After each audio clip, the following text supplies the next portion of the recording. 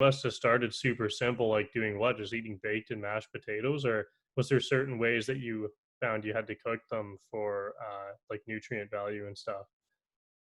No, pretty much what I ate was nearly all of my meals were either baked or boiled or mashed potatoes.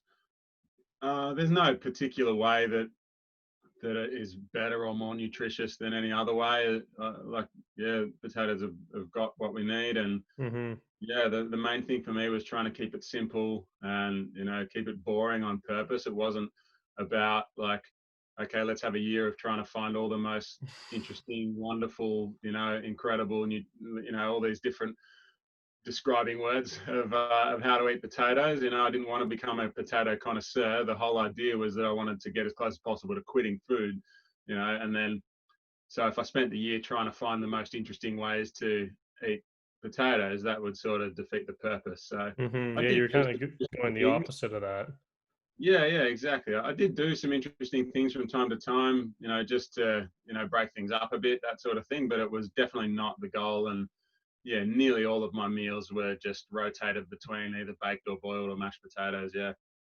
And before this, like when you were like in your food addiction, what were you generally eating? Just must have been lots of processed stuff, or like what other diets did you try that kind of weren't working Yeah. for you? Yeah, yeah. Well, I've tried every diet that you can think of, basically. So yeah, like all the typical stuff, like Weight Watchers and the things where you count calories and count points and all that sort of stuff. And I've tried the paleo stuff. I tried low carb stuff. I've tried. I've tried. Yeah, I'd also tried. These days, I eat a whole food plant based diet, but I had tried that previously as well. And so it's not anything inherently bad.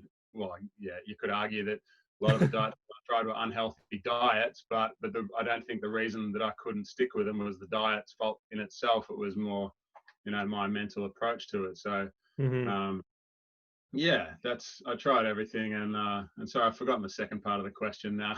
I got a bit carried away. Um, I don't even remember either. I was Yeah. the diets, and then oh, what? Yeah, just Oh, what you were kind of eating yeah, at first. yeah. That came back to me now. So yeah. In the lead up though, I was vegan. I've been vegan for a long time before I started the potato year, but yeah, vegan that just means you don't eat animal products. It doesn't mean you're healthy. Like there's this stereotypical thing of like the skinny vegan that is the vegan diet's supposed to be healthy and all that. And yeah, you might argue that vegan ice cream is better for you than dairy ice cream. That's an argument that someone could make, but in the end, the lesser of two evils is still evil. Hmm. so Yeah. so that was, yeah. I was eating vegan junk food diet, and yeah, maybe vegan junk food is better than non-vegan junk food, but that doesn't make it good, and it wasn't good for me. Yeah, that's a point that I like to make a lot too. Well, I read it in the China study also because the stats of like vegan um health versus like isn't much different than the standard American diet.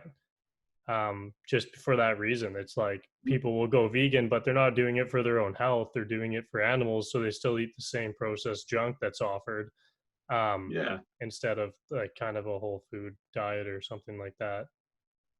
Yeah, yeah. There are certain components of animal foods that are particularly unhealthy. That we don't need to go into specific details, but yeah, I saw a study recently that compared like Beyond Burgers for health with normal like beef, Mm-hmm.